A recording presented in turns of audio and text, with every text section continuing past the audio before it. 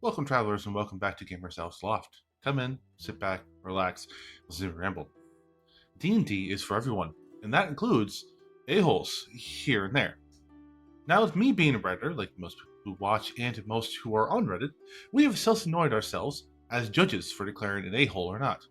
So today, we're going to look into AITA for our dose of that controlled feeling of calling people out. Now, we have 4 types of judgment: a-hole, not the a-hole, everyone sucks, and a very rare no a-holes here. So let's get in there and see what Judge Elf has to say. Tighten your pauldrons, sit back, relax, listen to me ramble. Our first story comes from name number 5495. AITA for refusing to take my shoes off in a friend's house, causing his wife to cancel the D&D session for everyone. Post this on a throwaway because my friends know my main. I, 38 male, was invited to a D&D session with 4 other people at a friend's Alex, 34 M's house. When I got there, his wife answered the door and immediately asked for me to take my shoes off because they have a strict no shoes policy due to them having a crawling baby.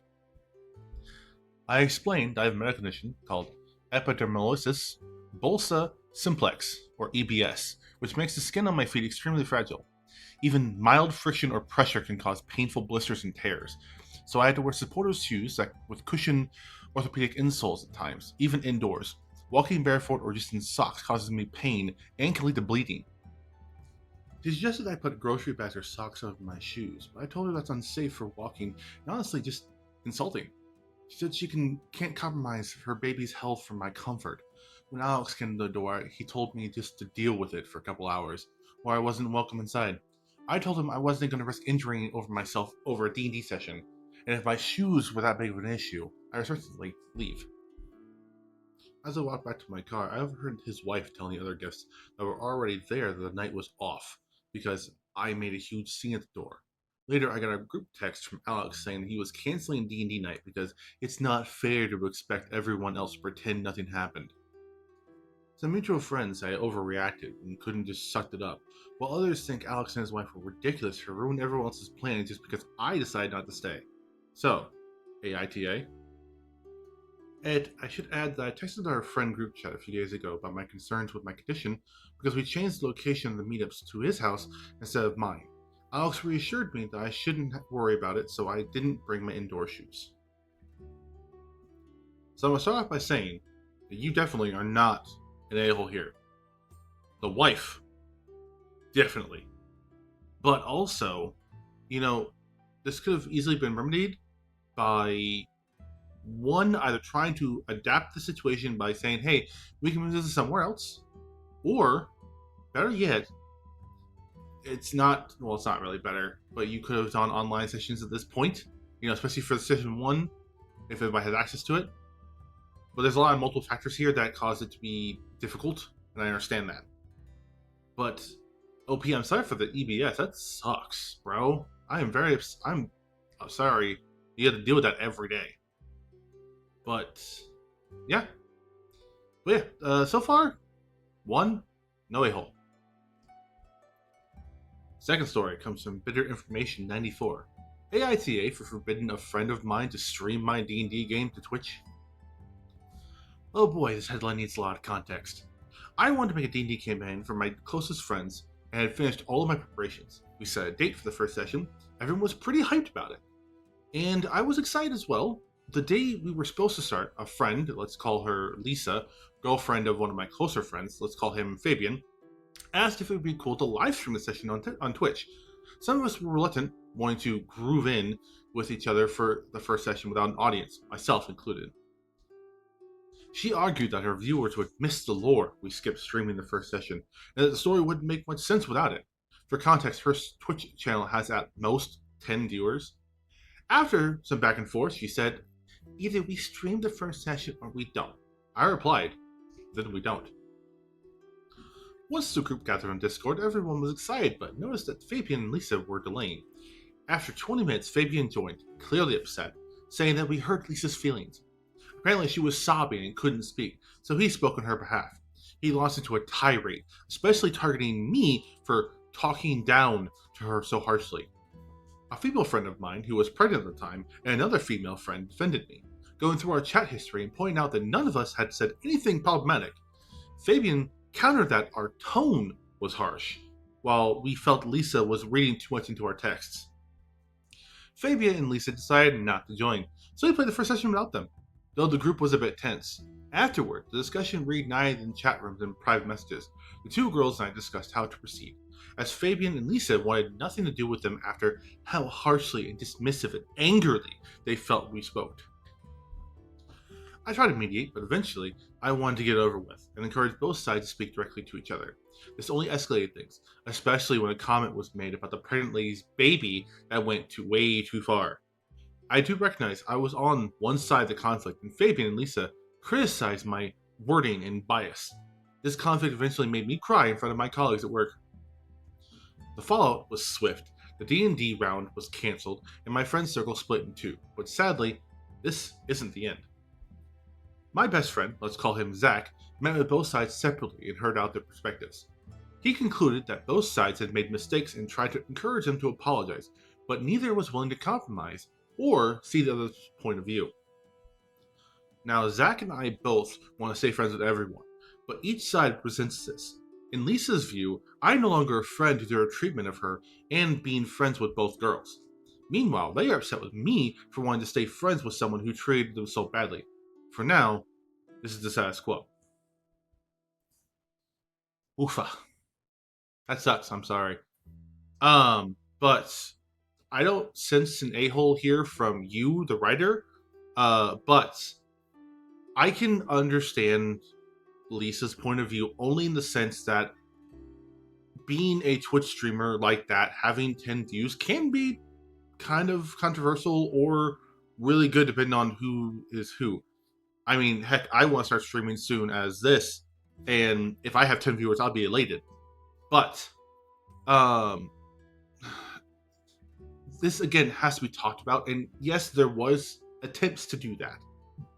But everybody has to agree on these things, and of course, also this being a Twitch thing and D&D thing, she's wanting it to be the next Critical Role or D20 or whatever. It's not going to happen. But it's also the sense that your friends sticking up for you is awesome. Lisa and Fabian, it's alright, they're together, I get it. But this has to be a group thing, and if everybody's not on the same page, it's going to ruin everything. And I'm sorry, but yeah. I don't see an asshole here for you, but Lisa, kinda. Doing a quick cut into the video here and saying that most of the views are from non-subscribed people. It would really help me out as a creator in this space if you could leave a like and comment on my videos. If you like what you see, please consider subscribing. It really helps me out and shows me that people actually like my content. So if you could ring my subscription bell and smack that notification bell, you would know when my videos come up. It would also very greatly help me. Now, let's get back to the story. Our last story is from Like the Flower 7. AITA for needing a break from my D&D group to help with my mental health. Now, I'm going to put a little trigger warning here for this one specifically because I did read ahead on this one. There are instances of domestic abuse. So if you are triggered by these things, I would click away now and just go to the end of the video. But yes, this is your trigger warning. Hello, first time posting, feeling very conflicted right now. I, 28 female, have been part of a D&D campaign for just under 3 years now. It's the best D&D campaign I've ever been in, with a group, party, and players that meshed excellently. A little background. I'm in an unhealthy and possibly abusive home life. This isn't the place to talk about it, but it's starting to cause my mental health to tank to the point where my work is getting affected. I'm working to try and move out, but it's required a lot of therapy, and I've had no energy for anything. This has been quite literally one of the most difficult weeks of my life, and it's looking like it's just going to get harder over the next couple of months. And the entire group is aware of these issues, how much they're affecting me, and that I'm literally in the middle of a crisis. Because of this, I knew that I wouldn't be able to put myself into a role-playing headspace every week. I knew that it wouldn't be fair to our dungeon mistress or players because I wouldn't be able to be the character that I know and love. So I asked for a break. I told the DM that I wouldn't be able to play for a bit. I wasn't very specific, but in my mind, I was thinking about maybe 2 months to try and get myself together and more functional again. She was understanding, and we had talked about the hope of bringing the campaign back once my life was a little bit more functional. A lot of people in my campaign were very hurt, and I completely understood and thought it was valid to feel that way. I got a pretty major bomb at all of them all of a sudden. Anyway, today they had a meeting without me, and I had been essentially voted off of the campaign. They said it was a breach of trust and a breach of the commitment that we made to each other and our time and investment to each other. I'm feeling very conflicted about this because I know it was rude of me not to consult the group about needing a break, but it feels very hurtful to be removed from a group that meant so much to me when I knew about how hard everything else was in my life. Yeah, no, that's valid. More than valid. You should be able to take the time you need to get your personal life in order before you start socializing again. D&D is the most social group I can think of that is okay with you needing space and needing time to get that space. And it is unfortunate that some people don't agree with that because they were having fun and now they can't have fun. And it's unfortunate.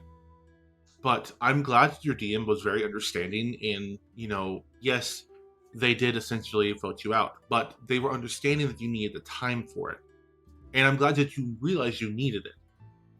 But all I can say is get better. Hopefully you are. Hopefully you're doing great. And just talk to them when you're better. It's this type of situation would never be a permanent thing. Just, at worst, you have to start a new campaign with a new character.